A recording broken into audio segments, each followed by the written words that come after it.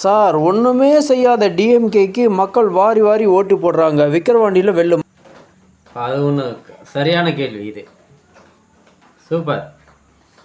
இப்போது திமுக 40க்கு 40 வென்றெடுத்திருக்கு. விக்கிரவாண்டி இடைத்தேர்தலில் திமுக வெல்லுமா அப்படின்னு கேட்குறீங்க. சரியான கேள்வி. திமுக தான் வெல்லும். ஏன்னா டாஸ்மார்க்கை விற்று பணம் கட்டுக்கட்டாக வச்சிருக்கிறான். மக்களுக்கு 5000 இடத்துல 10,000 கொடுத்து ஓட்டு வாங்குறான். அவன் பக்காவாக தெரிஞ்சு போச்சு, மக்களுக்கு எந்த சலுகையும் செய்கிறதுன்னு பக்காவாக தெரிஞ்சு போச்சு. ஆனால் ஓட்டு எலெக்ஷன் அன்னைக்கு 5000 இடத்துல 10,000 கொடுத்தா இந்த எலும்பு துண்டுக்கு ஆசைப்படுவாங்க தமிழக மக்கள்.